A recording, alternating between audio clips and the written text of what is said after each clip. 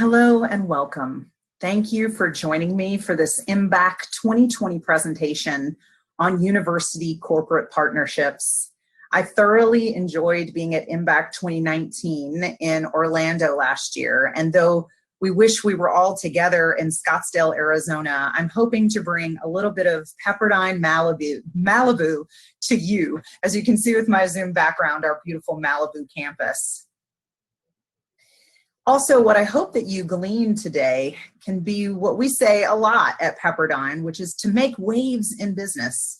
Our mascot is the waves at Pepperdine. And what I hope that you can do through this presentation is see how there are opportune human capital development solutions that can be garnered through university corporate partnerships, not only for the human capital or the employees and staff at corporations, but also for the employees and staff, faculty at universities, at institutions. So I do believe it's really multi-pronged solutions. And again, I thank you for joining me. So let's get started. My name's Rachel Guettler, and I've been with Pepperdine since 2014, and I currently serve as our Director of Recruitment over our executive programs, which include our Executive MBA, our President and Key Execs MBA, our Masters of Science in Organization Development program, and our Doctorate of Business Administration. I'm also a doctoral student at Pepperdine, and my expected graduation is next year in 2021 for a doctorate in education and organizational leadership. And a lot of my research has been on strategic partnerships, human capital development, and systems thinking. Hopefully you'll see some of that through this presentation. If you have any questions, I encourage you to join me for the Q&A, or you can reach out to me directly at Pepperdine at rachel.guettler@pepperdine.edu. That U is silent in Guettler. And you can also find me on LinkedIn. As we think about university corporate partnerships, I want to challenge you to take a moment and pause and think about what comes to mind first for you. It could be a myriad of things that come to mind. Just take a moment and think about that. Now, maybe you are thinking about the pros. Maybe you're thinking this is an opportunity that's exciting. Maybe you're thinking there's a lot of opportunity for your organization to explore this territory. But maybe you're on the other side of the coin. Maybe you're thinking about the cons of partnerships. Maybe you have a lot of doubt or fear about that. So I hope to unpack some of that today. But if you're thinking in the pros and excitement, maybe you're thinking about the opportunity to enhance your student enrollment, reach untapped markets, engage with corporations and engage with people in a new type of space. Maybe you're thinking about the relationships that could be built. Maybe you're thinking about the past success you've already had with partnerships. If you're on that other side of the coin and you're juggling some of the doubts and fears, maybe you see roadblocks or closed doors. Maybe you think about competition in regards to other schools in this space or corporate universities. For example, corporate universities like Disney Institute. Maybe you're just not sure where to begin, or maybe you're thinking about some of the past attempts that haven't been successful for you. No matter where you are on the spectrum, or maybe if you're somewhere in the middle, I can definitely agree that there is a lot of uncertainty in this space. So hopefully we can discuss some things today that will remove some of that uncertainty and give you some clearer vision and clear paths to success. Maybe you thought about what's been in the news. One thing that's been in the news a lot is Scott Galloway from NYU Stern. Scott Galloway has spoken a lot about university corporate partnerships, and he believes that they're going to alter the landscape of higher education. I also have an image there of his book, The Hidden DNA of Amazon, Apple, Facebook, and Google. Basically, there are lots of different publications out there that have really been talking a lot about what Scott Galloway is saying. Some of them positive, some of them negative. You could definitely check out some of the things in Inside Higher Ed, the Wall Street Journal, Business Insider, and several others. Those are just a few. But what you may see are things about the post-pandemic future for organizations and partnerships specifically between large tech companies and elite universities. And I want to tell you that it's not just for elite universities. And I think what you'll see today is it's really for all universities that are teaching students who are employed. But what you may see in some of those articles are mentions of ideas like brand between corporations and universities. Things like MIT at Google, or I Stanford, or Harvard X Facebook, for example. Ultimately, the themes really carry throughout all of the articles about Scott Galloway's prediction on university corporate partnerships expanding enrollment through hybrid programs, online programs, and what he calls offline degree programs. But the big takeaway here that I've made in bold is landscape. Now, I want us to think about our landscape as higher education institutions, especially those that offer executive MBA programs. You might think of your landscape as your small community or your state or your nation, but I believe it's a global community and a global landscape. Now, no matter if you are a part of a university or if you're a part of a corporation, the landscape right now is very complex for any organization. There are a lot of rapid, constant changes. We're experiencing globalization, a globalized economy. There's a huge demand for diversity and a lot of attention around diversity right now, especially with current events. There's also a lot of economic shifts that happen in different places of the world. We're all faced with technology demands and changes in technology, market fluctuation. We want to be innovators. We want to bring innovation to our classrooms and be an innovative university indeed. But companies are also looking to be innovative.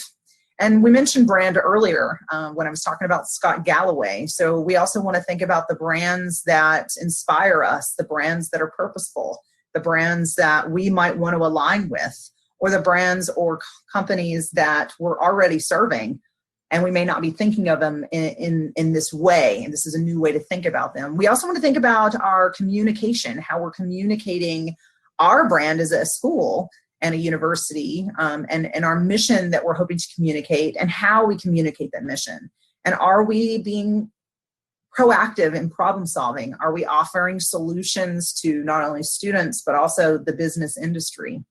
And all of these things, especially for universities, can impact your accreditation.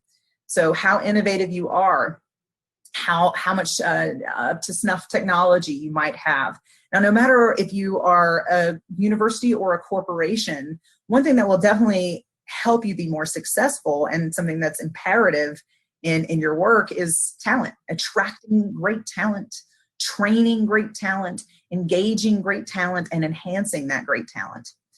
And all organizations right now, again, are experiencing lots and lots of change. So how can we help our talent navigate through this change? How can we help our students, our faculty navigate through this change? And how can we help our customers navigate through this change? So as we think about the continuum of change, one of the things that's constant, no matter which industry you're in, is it's people. People are constant. You have to have people to run organizations. Even with technology on the rise, the human beings behind it are really what makes a company phenomenal. And we can think about the people in corporate environments. We can also think about the people in our institutions, such as our faculty and our students. So I want to highlight this for a moment. When you think about our corporate employees, many corporations need to develop their human capital and desire to do that for many reasons, such as employee engagement, but also many corporations and corporate employees are seeking corporate consulting. Also hidden in corporate employees are themes of alumni relation. What alums do we have in these different organizations? And how do we approach as universities this concept of corporate relations? I mentioned faculty because I think it's very important to think about our faculty also as human capital that do need development as well. Even if they're at their terminal degrees or tenured faculty, what I think faculty can offer are obviously expertise and mentorships. They can provide students with case studies, but through university corporate partnerships, we can enhance our faculty by offering hands-on applied instruction that provide faculty with real-world business issues, and allow faculty to guide students to create real-time changes in the business industry. And this, my friends, is innovation. And through university corporate partnerships, we can really begin to innovate our curriculum and innovate how we approach our customers. And I want you to keep that in mind, our customers. I'm going to bring that back in a minute. But when you think about customers, you may think about students. Maybe that is how you frame your customer. I beg to differ. I beg to differ that our customer is the business industries or the business industries that hire our students. But when we think about our students through university corporate partnerships, whether they're the corporate employee or the unemployed student or the student in transition or the student at a corporation that's not a partner, they're sitting next to the student who is a corporate employee. They're sitting and working with a faculty member that's working with the corporation. So our students through university corporate partnerships get to have theoretical praxis. They get to have a hands-on applied learning. And through the connections they get, they're more prepared for their careers. Through the experience they get, they're more prepared for their careers, and they're more prepared for the reality of the industry that awaits them as a graduate. Some of the theories that I use to support what I'm going to share with you today are obviously theories of human capital development, which are very focused on people and education, giving people opportunity to expand their knowledge, to enhance their skills and competencies, but also to develop our employees and our human capital, maybe to shift attitudes. A lot is happening right now with the diversity and inclusion, and that's very important, and we need to help organizations shift the way they think about things, and we can do that through human capital development. Human capital development can also help organizations increase their productivity, improve efficiency, and ultimately, human capital development develops a community, develops an organization, so it's organizational, but I believe human capital development is really international. It builds our economy. It helps our economy become stronger. Also, theories of innovation. You know, if you're a business school, you're most likely teaching innovation theory quite a bit. And in that, we're thinking about innovators, early adopters, the early majority, the late majority, and the laggards. I am a big fan of systems thinking, and that is the big takeaway here. I want you to think about university corporate partnerships in a new systems thinking type of a lens for connectedness, community. There's a shift in how we look at things, this mental mode. Obviously, we're striving for team learning, but not only team learning for the corporate employees, also the team learning that's going to happen with the staff and faculty that help to drive university corporate partnerships. And also helping align a vision, a shared vision, and maybe that's within the organization, but now I want you to extend that to a shared vision between the corporate partner and the university so that we can actually create mastery in our community, create mastery within our organizations, and really grow into learning organizations, not only with the corporation, but also with the organization. Now, you might think, well, that's obvious. Institutions of higher ed are learning organizations. They're teaching organizations, and I'm hoping that through this presentation, we can begin to shift our mental mode and think about a continuum of learning for our organization, which is the university. And last but not least, adult learning, andragogy, purposeful learning, experiential learning that's hands-on, activity-based, problem-centric, something that keeps students motivated and helps to build social practice. So starting from the back and going forward, I definitely recommend, if you haven't read it already, The Adult Learner. I know my Zoom is being weird, but The Adult Learner here, Malcolm Knowles et al.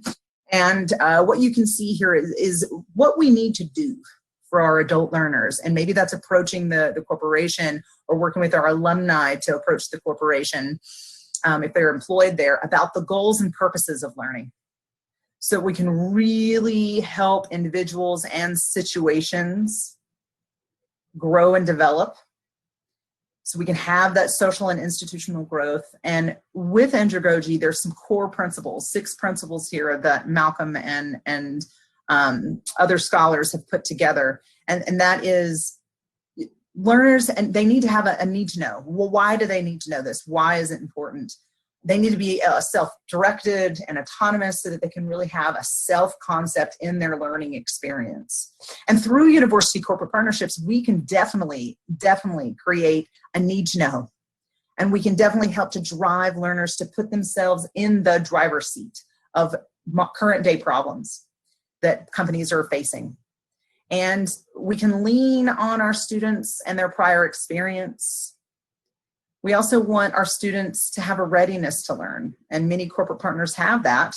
And it will also help those who are not employees of corporate partners have the opportunity to have more readiness to learn because they know, hey, I can develop myself for this organization.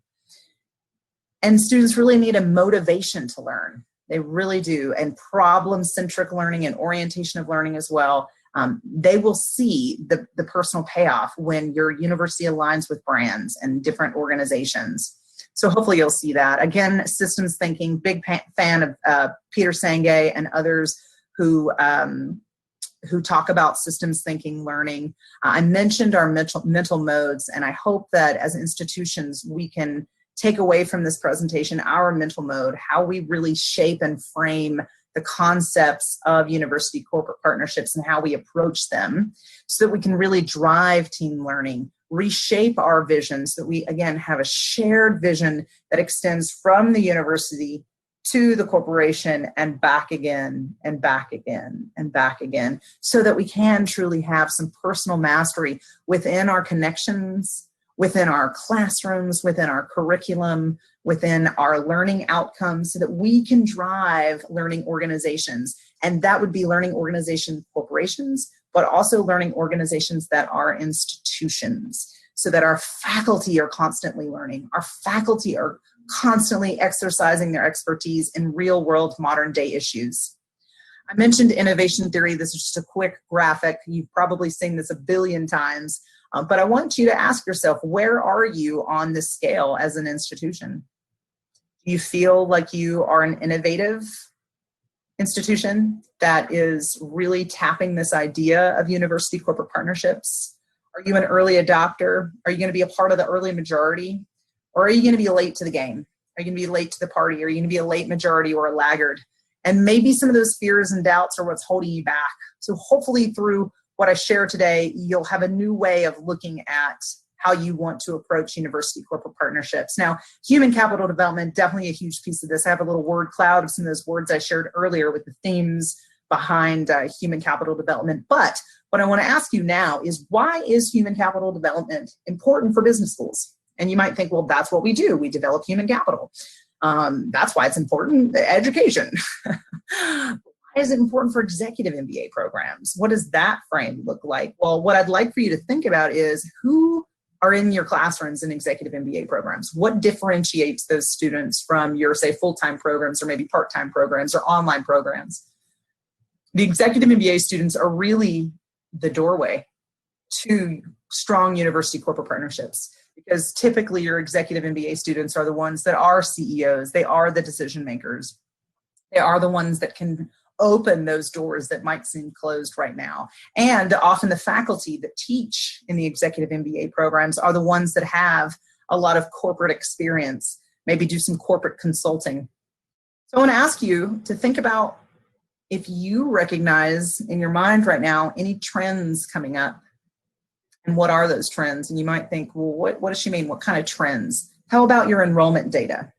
What kind of trends are you recognizing there? Are you recognizing any trends in employer tuition support that you might be able to capitalize on or be mindful of as you approach university corporate partnership concepts and ideas? How about your career services team and professional development teams? What are they hearing? What sort of trends are coming out of those offices?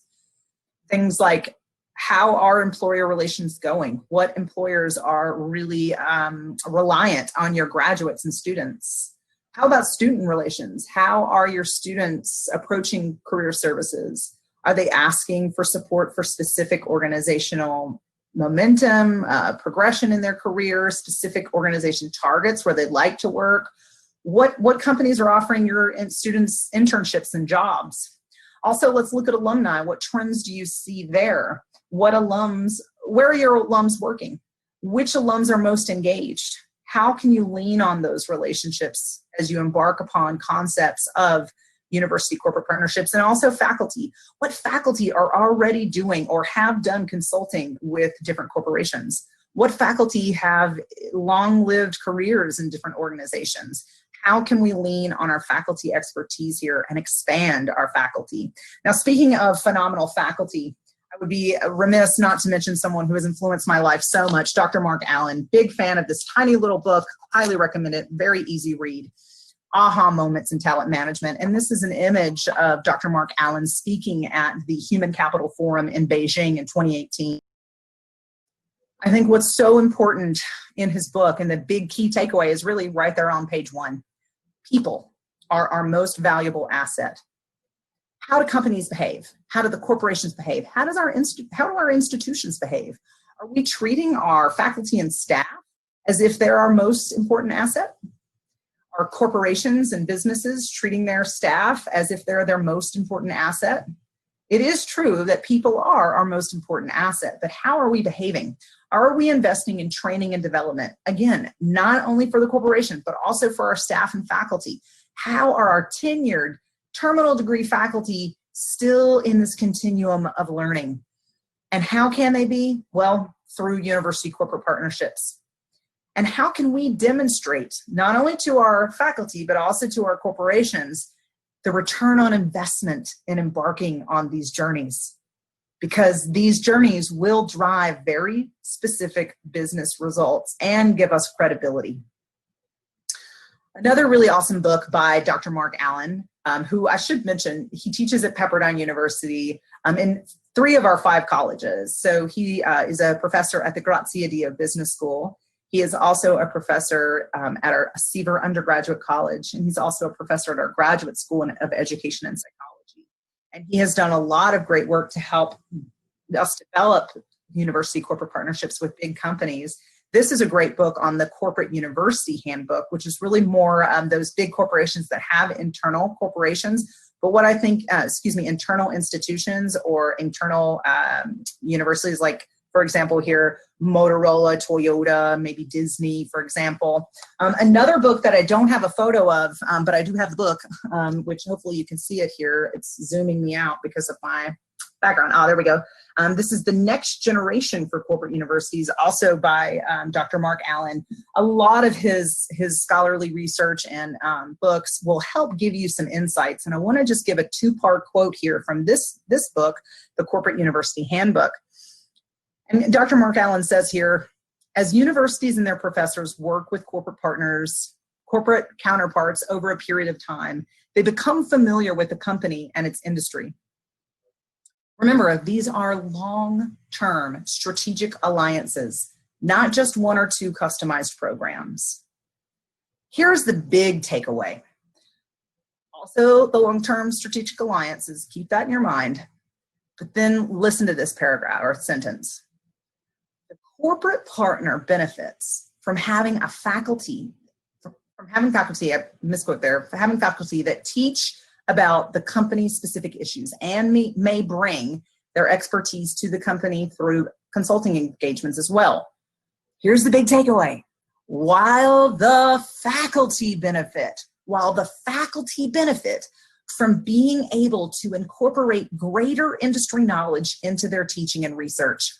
Big aha moment right there with Dr. Mark Allen. So again, I think often when we approach university corporate partnerships, we're thinking outside of ourselves. We're thinking about the roadblocks when we should really be looking within and seeing within our system how we can work with faculty who are able and willing to incorporate case study issues, real world problems, and partner with a corporation that is looking for maybe consulting or maybe to take a few issues that they can apply to a classroom with faculty mentorship and help our faculty to see that this opportunity is really what is going to drive the learning organization concept that Peter Senge heralds for systems thinking for our faculty to continue to develop.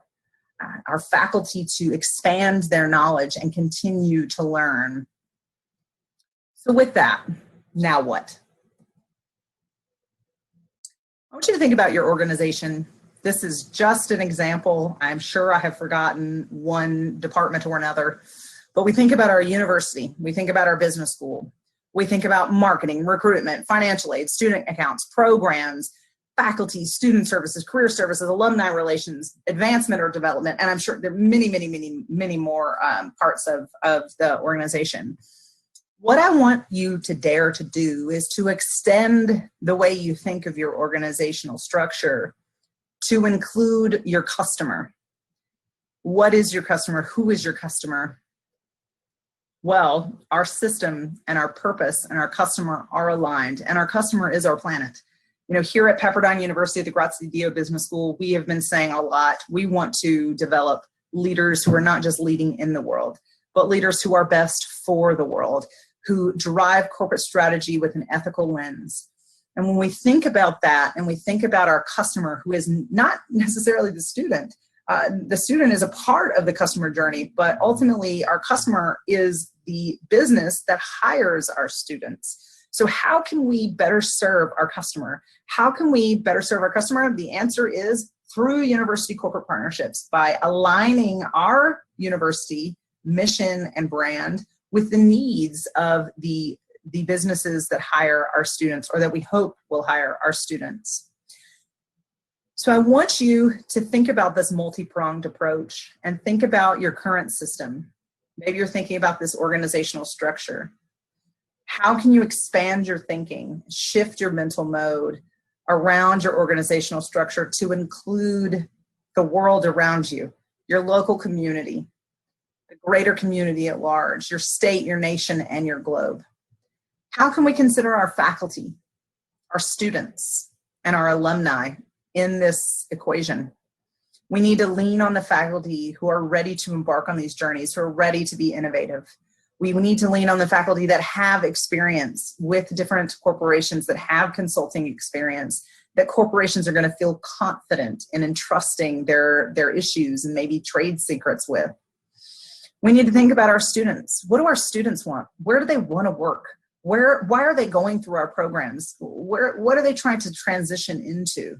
What are those trends? Consider your alumni. Again, where are they working? Where is that market you've already tapped that you can re-engage through this door with the alums, so that you can really get the corporate partnership concepts growing and maybe be introduced to a CHRO? Again, consider the business community that you're already serving, the business community that you desire to serve, and the business community that your students desire to be a part of.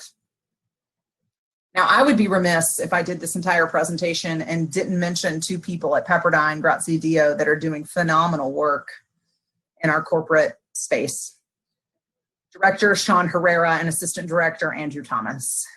I am such a fan of these two humans and have had the pleasure of getting to work with them on many of the projects. They are the ones that are driving our partnerships, and if you're interested more in what Pepperdine Grazie Dio is doing in corporate partnerships, we've launched many in the last couple years, and you can go to our website, bschool.pepperdine.edu/corporate-partnerships. And one thing that I think is really great to see happening is, you know, Pepperdine has a motto. It's a biblical phrase. It's freely you received, freely give. And I want you to think about that as you approach the concepts of university partnerships. We can't just go with an ask. We have to go with a give. We give first and then we receive. In fall 2020, Pepperdine offered over $200,000 in corporate partnership scholarships to employees of corporate partners. We do a lot of different things to engage these communities, to entice them to consider our programs and to take a chance. I also had the pleasure of sitting in with Sean Herrera, who led a learning session for two different groups at one of our corporate partners. And the learning session was on leadership. He's one of our leadership faculty as well, and an executive MBA grad from Pepperdine, I should mention. But Sean Herrera did a class with one of our corporate partners in a Zoom session where they could come and have some lunch and learn a little bit more about leadership and glean some concepts from leaders in very well-known leaders who are coaches in sports. Really great session. And we gave that to those employees. There was at no cost, but it was an opportunity for them to get a taste of what our faculty are like, get a taste of what Pepperdine is like, and hopefully consider applying.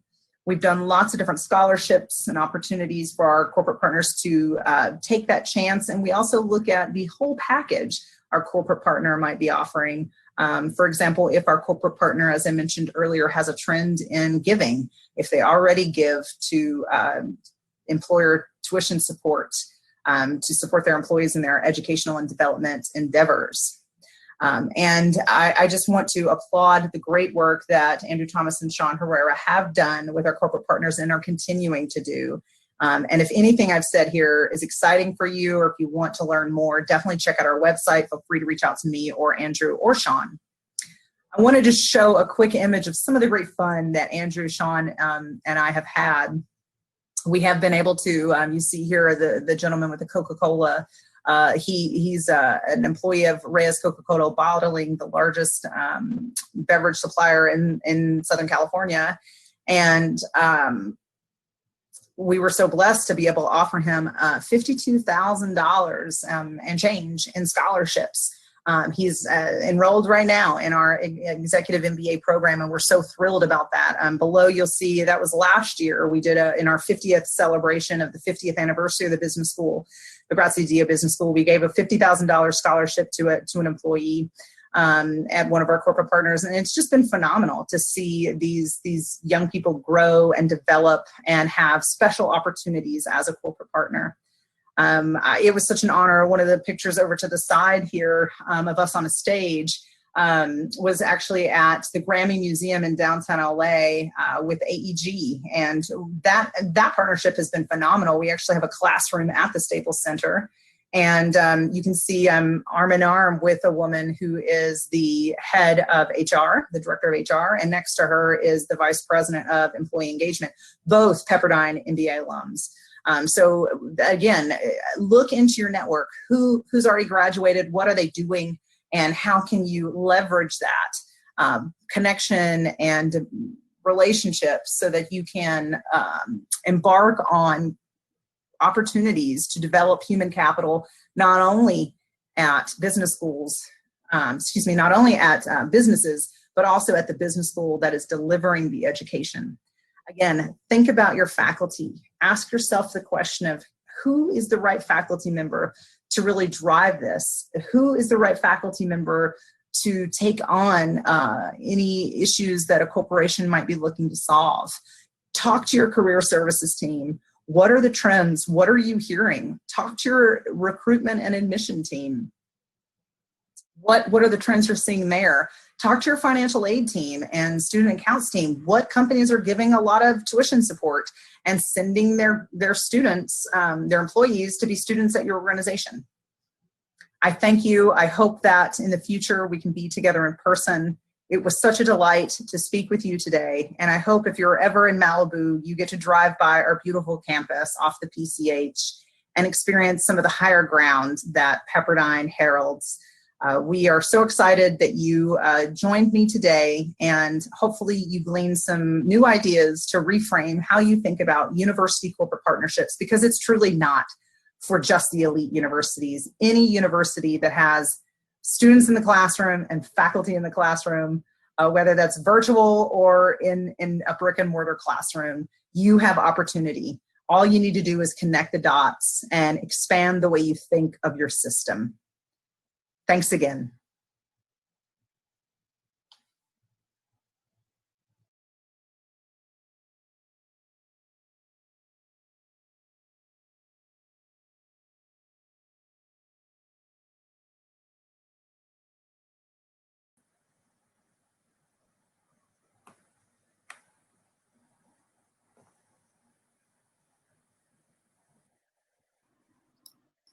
All right, we have one question so far.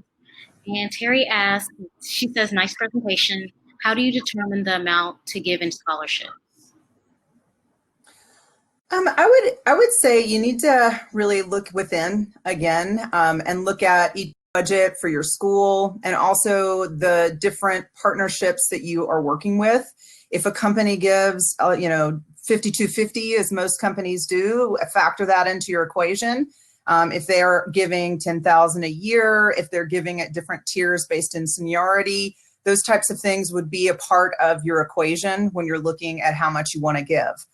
You could also look at different things like, for example, Pepperdine, with our 50th anniversary of the Grazia Dio Business School, we did a $150,000 scholarship that year.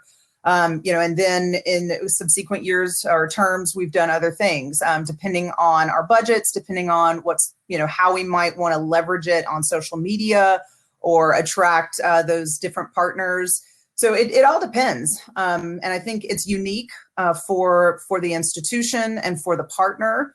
And again, looking at those trends, seeing what those different companies are already giving and what you really have the budget to give, and be strategic, thinking about ways to make it pop, like the 50th anniversary, 50K, or 2020, we gave two $20,000 scholarships, different things like that you can make it a little more catchy or a little more exciting. Or you could also incentivize different groups in different ways, capitalizing on something that company might be going through. Maybe that company is approaching an anniversary or has a numbering convention in their name that you could incorporate. Lots of different things. So it would really depend on your budget, the different partners that you have, and how you want to incentivize that giving. Great question. Thank you. Donna asks, do you provide discounts to companies who commit to sending a certain number of students to your EMBA program? I know for Pepperdine, for example, there's no commitment to send a certain number. Employers, have the right to encourage any program at any school. With our partnerships, we just ask that they give us the opportunity to speak directly to their employees who may be interested. But there's no commitment from the corporate partner to send any specific number. Again, every business entity has their own kind of framework, and you need to be able to be nimble and work within that. So I would never, and this is just my perspective, try to put a parameter or a requirement on a corporate partner, because it's really dependent on their employees, what's going on in their lives, and what their desires are. What you could do is do certain things that incentivize potentially an executive MBA program over, say, a part-time MBA or a full-time MBA or an online MBA. So there are ways to kind of think of it like, I'm going to give more to these areas or these programs that may have a higher price tag to make them more attractive. You could also do unique things specifically targeting leaders in the C-suite or people who do make decisions and can influence others to follow suit. If you were to get, for example, someone that is a leader in a department to start an executive MBA program through a certain campaign, they might then say, wow, this was really awesome, and I want to refer my colleagues to follow suit. But ultimately, I don't recommend putting a requirement, because I think then your corporate partners might shy away from even engaging with you in a partnership, if that makes sense. Great question. Thank you. Someone asked, have you explored nonprofit partnerships, even hospitals? Trying to think of, we have such an extensive list now. I know we've done, for example, there's different types of tiers in partnering. I mean, I know, like, for example, these wouldn't be considered partnerships. We do specific programs, for example, like here at Pepperdine, throughout our different MBA options, we do education to business projects, and in some of our MS programs, we do what's called education to community projects, and those are specifically targeted to nonprofits. But as far as, some of the ones I can think off on my head, most of those are for-profit companies. But again, depending on your own network and your own system and those students that are coming into your program from nonprofits, from hospitals, you might say, oh, I notice a trend. Let's do something specific for this hospital or for this medical network, because we already noticed that those employees are already being attracted to our program. Or it could be the other way around. Our grads are already, maybe they got their first job, or 5 years after graduation, they're working in that hospital. And then you've already got a door, an entryway into that corporation through an alum, through that relationship there. So there could be opportunity depending on your specific network and what organizations are feeding into your program or what organizations are hiring your grads. Hopefully that answers your question. Someone commented, I like very much the people development, how to engage professors who are super busy and get an on-top bonus to deliver each hour of extra training, like bespoke education. So are you saying, how do you get the faculty to commit to that, for example? Is that the question? Yes, it says engage professors, yeah. Yeah, so from my understanding, most faculty, they have kind of like a scorecard in a sense. They teach a certain number of classes, but they also need to do other things like publish or speak at a conference or, add to intellectual contributions in their area of study or speak at a recruitment event. Or in this case, maybe that could be recruiting at a corporate partner event or engaging in that space. So it all depends on, again, what's in your network, what's the demand from these different corporations that may want to work with you. And maybe they have an area of need in marketing, or maybe they have an area of need in employee engagement and development. So then you would want to tap your faculty who are org development experts, or you'd want to tap your faculty who are marketing experts and say, hey, based on your bandwidth, is this something that you could take on? And ultimately, the faculty then know, hey, I'm going to contribute to the opportunity that's going to eventually feed the pipeline into my classroom, and also elevate the brand of the university in these different corporate settings. Hopefully that answers your question. April asks, in what fun, interesting ways to help keep decision makers, partners, future potential partners engaged? Yeah, again, I think it all goes back to the network. So thinking about doing the data analysis, looking at, again, where are your current students working? Where do they want to work? Where are your alumni working? What companies are giving significantly to employee development through tuition support? Or what companies tend to like your curriculum based on, oh, I hired this person that was a graduate of your program, and now I want to hire somebody else like that. Why? So figuring out ways to engage that partner by saying, hey, we're already in your space. We're already doing great things for your organization, really without you knowing it. You just happen to be, signing off on the employee tuition support. Let's take that conversation a little bit deeper. Let's take that connection a little bit deeper. And again, I don't like putting requirements on the corporate partner because then you'll see them shy away. But I think what Pepperdine's done pretty nicely is created an opportunity for them to engage. So again, there's no commitment except allowing us to come into their space, speak with their current students, and let them know how we're incentivizing that engagement through the partnership. Great question. Thank you. Frederick says, great presentation. I have tried reaching out to companies that fit some of your descriptions, but have not had any luck on getting responses back. Do you have a recommendation of which departments have been most successful in connecting with when trying to set up a partnership, or certain messaging that might be helpful to elicit responses? Great question. And I love the way you ask the question because it gives me a great response. So when you approach the company, I think that's the hurdle. You're approaching the company. You need to approach the people that are already a part of your network that are in the company. So something we found very successful is looking again at the trends. Who has graduated from our program that sits in a CHRO role? Who from our programs work in employee engagement and that are currently enrolled in our program or are graduates of our program, and go through that angle. When you just knock on the proverbial door of the corporation, yeah, you might get crickets. But when you go through the angle of the relationships you already have, which might mean not knocking on the door of Google.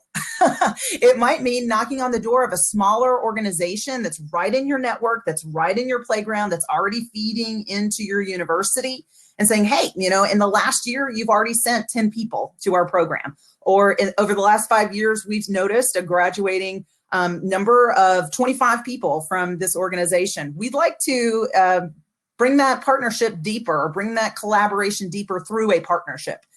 And how can we do that? By sitting down, having a conversation. Let us give you a taste. Like I said, freely you receive, freely you give. So notice that you've received the benefits of our MBA program through the current students and the graduates that have gone through our program that are already in your organization. Let's take that a little further. May we invite a faculty member to speak to your C-level execs or your leaders on your team, or people that are in the entry-level roles that you might want to bring in the next 5 to 10 years, and doing certain things within teams, and figuring out ways to engage in that space, giving a little bit to get a little bit. It's step by step. You don't really open the door with feeding 100 people tomorrow. It doesn't really work like that. It's, like I said in one of the slides, it's long-term strategic relationships. And it may just start just as that, as a relationship, as an open door. And then that open door gets a little wider through maybe a special incentive package that you might want to do, a special $10,000 scholarship or $5,000 scholarship.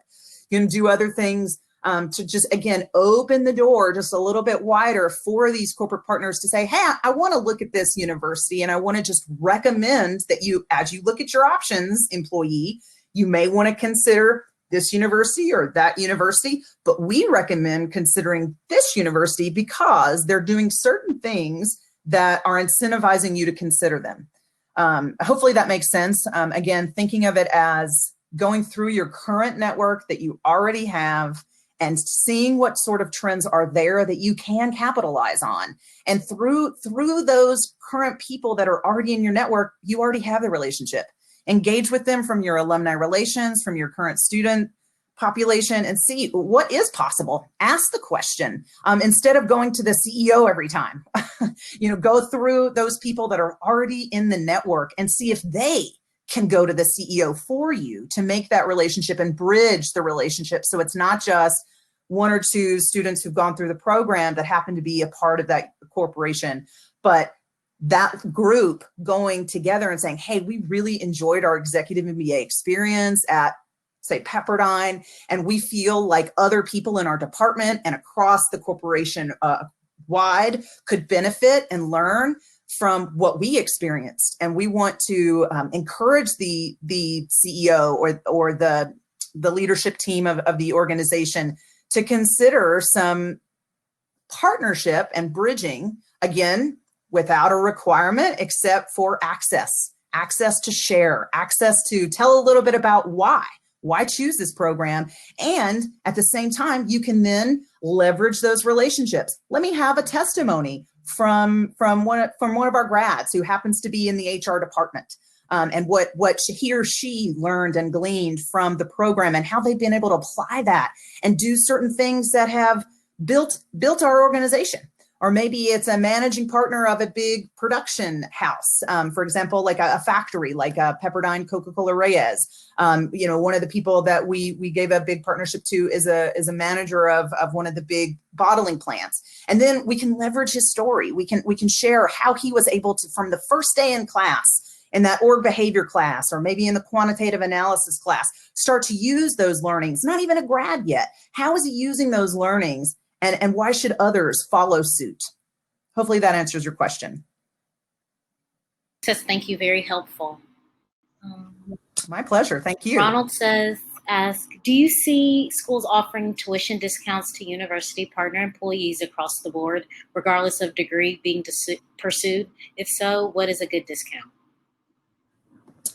Again, I think you have to ask that question internally and see what's within your budget. I know with Pepperdine, as you can see on our website, yes, we've done that. It's a small percent, it's 10%, but it's something. We don't offer it currently for full-time programs, because why would somebody want to do a full-time MBA and work at a corporation? So we try to look at those programs that would be comfortable for a full-time working professional, like a part-time or an executive program.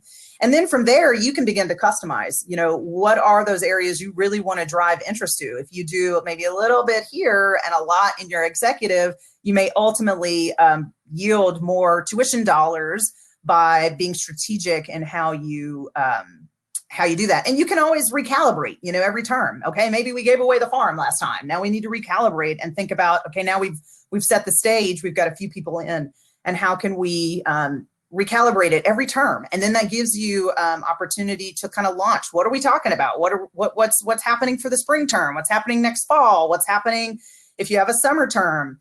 Different opportunities like that to make it exciting and give you a reason to come back into the organization and just share. Well, now for this upcoming fall, we have these new incentives and these new packages. And in the interim that we visited with you last time, we've graduated 6 people from your organization. And here's a testimony of what they've learned and which program they chose and why. And then, it's power in numbers, and they start to tell their colleagues and their friends, and it just, really starts to multiply. Great question. But again, you need to look within and see what your budget, what works for your budget, and maybe have the conversation with the corporate partner. What is the hurdle? Is it cost? If so, what would make the program manageable? What would make the program something the corporation would be more comfortable encouraging their employees to consider? What is it that, based on, maybe you work with an entire C-suite, for example, that says, I would love to do this program, but I wish it was this much. That's a trend. That's something you should maybe start to collect that data and see what are the hurdles, what would be an ideal rate, and what's something you could do that's special for that organization that makes them feel like, hey, we really want to bring you into this space. And we're going to not bend over completely backwards, but we're going to bend over just a little bit to yield to what makes sense for you, so that you can comfortably lead the charge. And then when you get, a CEO, moving in, then others start to follow suit. I clicked over to see the chat here, so I'm starting to see some things. Budgets are tight within COVID, that's for sure. Not only within the corporations, but also, not only within our universities, but also within the corporations. So again, have those conversations and see what might work. And each corporation could have a unique custom plan that's specific to their needs, specific to the people that raise their hand and say, I'm interested. If you're seeing a lot of people raise their hand and saying, I'm interested, and they're at the executive level, then maybe figure out ways, okay, how am I going to incentivize this specifically for executive? But if you're seeing a different trend, that the majority of the people that are raising their hand and saying, I'm really interested, but I want to do the MS in HR, or I want to do your online MBA, not in executive. Maybe you need to think about that and strategically shift to accommodate what will bring the most opportunity, not only for you, but also for the corporate partner. Thank you. All right. And one last question. Kathleen asks, was the $200K scholarship fund a one-time opportunity, or is that a typical scholarship funding in your program? So key word that I said, we offered. Now, that doesn't mean everybody accepted. Because, ultimately we offer money, and some people may choose to take that offer, and some people may need to simmer on it. It's unique and challenging times, disruptive times. So every term, like I said, every term and every year, just like every other institution out there, we have a different budget. And so we need to, like I say, recalibrate every term and every year to make sure what we're doing makes sense. And again, if you offer funds, be aware some will accept and some won't. So you can offer maybe higher, and then know that ultimately if, 10 to 15 people accept that offer, then you're in good standing. But you do need to be strategically smart about it, because you could have a term where everybody accepts. So again, that would be a question you need to ask internally. What is your budget? What can you expend? And think about, the long-term strategic partnership, that if you get 1 or 2, then the next term it might be 3 or 4. And then the next term it might be 10. And then, you look past over the last year and, hey, we brought in 15 people, 20 people. And you can say, hey, over the last year, we offered X amount. And that does look attractive to those students who are prospective students who may be hesitant to enroll because of cost. Also, another thing that you want to keep in mind is when you have these corporate partnerships, it does help the employee. Oftentimes employees feel hesitant to enroll because they're afraid the corporation might think, well, hey, you're doing your schoolwork and you're not focused on the tasks at hand here in this organization. But if you can figure out ways to say, hey, this corporation is supportive that then relieves the pressure from the prospective student that hey, my corporation is encouraging this. And again, it helps if you have people who are already in the network that have been successful, grads, current students who maybe have had a promotion while they've been in the program. Capitalize on that success story. Thank you. All right, and that was the last question. Thank you, we appreciate it. My pleasure. Thank you, all of you, and best of luck. Take care. You too, have a great day. My pleasure. You too. Thank you.